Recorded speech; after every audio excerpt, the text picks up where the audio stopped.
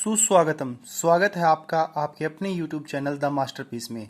सबसे पहले तो रोम रोम सभी को। और शुरू करते हैं हम आप आज का अगला टॉपिक, जो परसेंटेज का अगला पार्ट है। परसेंटेज के बारे में, बेसिक कंसेप्ट के बारे में मैं पहले एक वीडियो में बता चुका हूं, तो जिसको भी परसेंटेज को अच्छे से समझना है, उसका बेसिक्स क्लियर करने हैं, वो प्लीज़ एक बार उस वीडियो को देख लेंगे।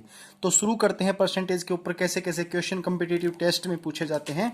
तो सबसे पहली जो टाइप है वो है भिन्न रूप बताइए, कि परसेंटेज को भिन्न में कन्वर्ट करना, फ्रैक्शन में कन्वर्ट करना। तो फ्रैक्शन में कैसे कन्वर्ट की जाती है प्रतिशत? तो प्रतिशत का मतलब होता है 100 के ऊपर। तो 36% का मतलब है कि 36 के नीचे 100 है। 36 कितने में से है? 100 में से। जैसे मार्क्स लिखते हैं ना कि 8 नंबर आए हैं किसी बच्चे के 10 में से, तो वो कैसे लिखे जाते हैं? 8/10। तो 36% का मतलब क्या है? 100 में से 36 आए हैं, तो 36% कैसे लिखा जाएगा? 36/100। अब इसकी परसेंटेज बनाने के लिए इसको काट लेंगे, तो ये 4 से हमारा कट जाएगा और 9/25 हमारा आंसर आ जाएगा। तो इसको हम बोलते हैं फ्रैक्शन फॉर्म या भिन्न रूप। इसी तरीके से अगला अगर करना चाहें तो ये हमारा हो जाएगा 160/100, और इसको हम काटेंगे तो 8/5 हमारा आंसर हो जाएगा। फिर अगला है हमारा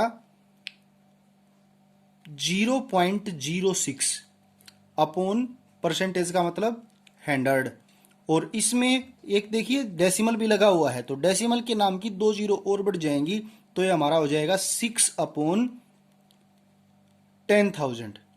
ठीक है।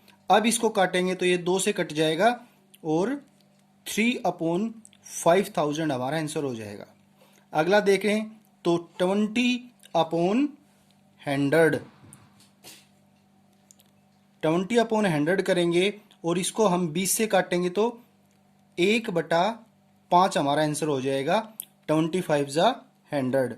अगला देखिए 8%, तो 8% का मतलब है 8/100, और इसको हम 4 से काटेंगे तो 2/25 हमारा आंसर आ जाएगा।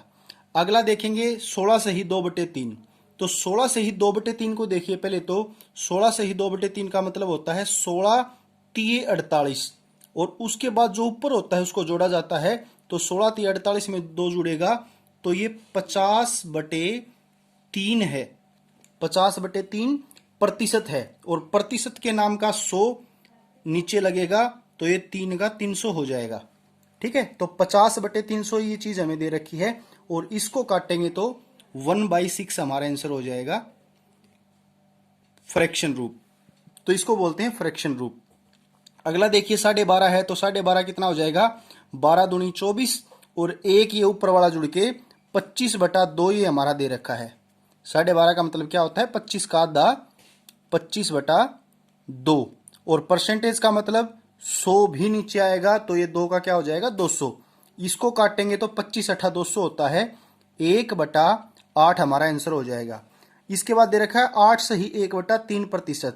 तो ये आप याद भी रखिएगा, क्योंकि आगे जो हम क्वेश्चन करेंगे उसमें इन चीज़ों का बहुत ज़्यादा यूज करेंगे कि 16 से ही 2/3 का मतलब 1/6 होता है, 12.5% का मतलब 1/8 होता है। इनकी आगे हम बहुत सारा इनका यूज करने वाले हैं, तो इनका डायरेक्ट आप याद रखिए कि 16 से ही 2/3 का फ्रैक्शन रूप क्या होता है?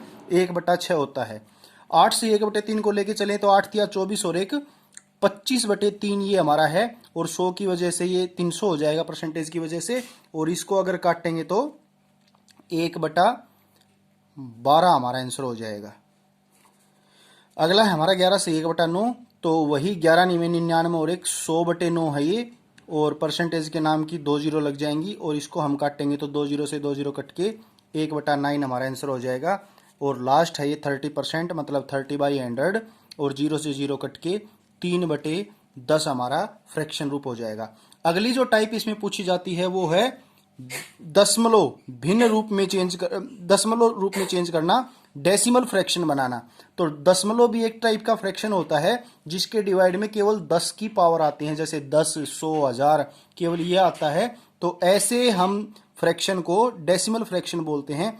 तो दशमलव भिन्न बनाने के लिए हम क्या करेंगे? बहुत ही आसान है दशमलव भिन्न। जैसे 24% का मतलब हम जान चुके हैं 24/100 होता है।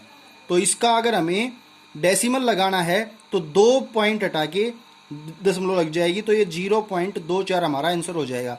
40% का मतलब क्या है, 40/100।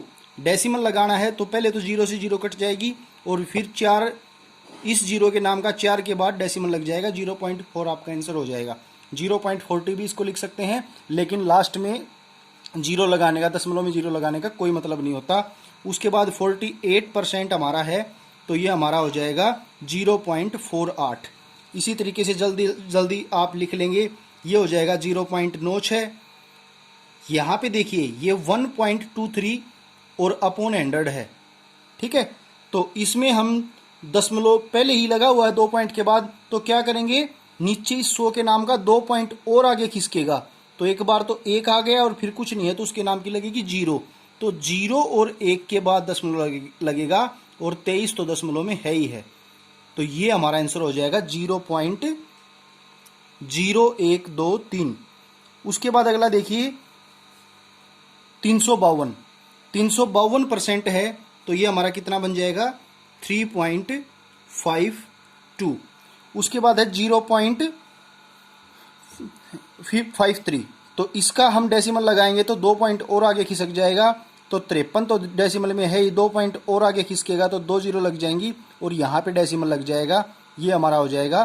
तो डेसिमल के उस तरफ कुछ नहीं है, ये दिखाने के लिए हम 0 लगा देते हैं। तो 0.0053 आपका आंसर हो जाएगा। 62% का क्या बन जाएगा, 0.62 दशमलव। और 0.08 का क्या बन जाएगा, 08 तो है ही, 2 जीरो और लग जाएंगी और यहाँ पे लग जाएगा डेसिमल। उसके बाद है हमारा 2.4%। तो 2.4%, तो 4 तो है ही डेसिमल में, 2 और आगे खिसकाएंगे तो एक तो 2 हो जाएगा और एक हो जाएगी 0 और यहाँ पे डेसिमल लग जाएगा। ये हमारा होता है फ्रैक्शन पार्ट, फ्रैक्शन फॉर्म। अगला है आपका भिन्न को प्रतिशत में चेंज करना। तीसरी जो टाइप परसेंटेज के ऊपर पूछी जाती है, भिन्न दिया गया होता है, फ्रैक्शन दिया गया होता है, उसको परसेंटेज बनाना होता है। और ये मैं जो इसकी बेसिक क्लास है उसमें ये बता चुका हूँ कि भिन्न को फ्रैक्शन कैसे बनाते हैं, 100 से मल्टीप्लाई करके। तो 3/8 है, परसेंटेज का मतलब होता है, इस 3/8 का मतलब है पहले तो कि 8 में से 3। अगर इसको फ्रैक्शन बनाना है तो हम 100 से मल्टीप्लाई करते हैं। इसका मतलब क्या हुआ कि 8 बच्चे थे, उसमें से 3 बच्चे, या मान लो 8 रोटी थी, उसमें से 3 रोटी खा ली। तो ये पूछा जाता है कि 100 रोटियां होती तो कितनी रोटी खाई जाती। तो उसको हम बोलते हैं परसेंटेज बनाना। किसी चीज को 100 के ऊपर देखना, टोटल को 100 मान लेना, वो हमारा होता है परसेंटेज।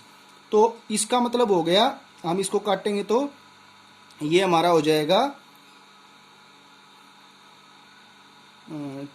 75/2 या 37%। इसका मतलब हो गया 8 में से 3 रोटियां खाने का मतलब है 37.5 रोटियां उसने खाई हैं 100 में से, ठीक है। तो परसेंटेज का मतलब केवल इतना सा होता है कि 100 में से वो चीज होती तो कितनी होती। अगला है आपका 24/25। तो जल्दी से हम कर देंगे 24/25 को परसेंटेज बनाने के लिए 100 से मल्टीप्लाई, और मल्टीप्लाई करते ही 25 चौके 100 और 24 चौके 96% हमारा आंसर हो जाएगा। अगला है 15/16। परसेंटेज बनाने के लिए जल्दी से कर देंगे 100 से मल्टीप्लाई, और ये हमारा हो जाएगा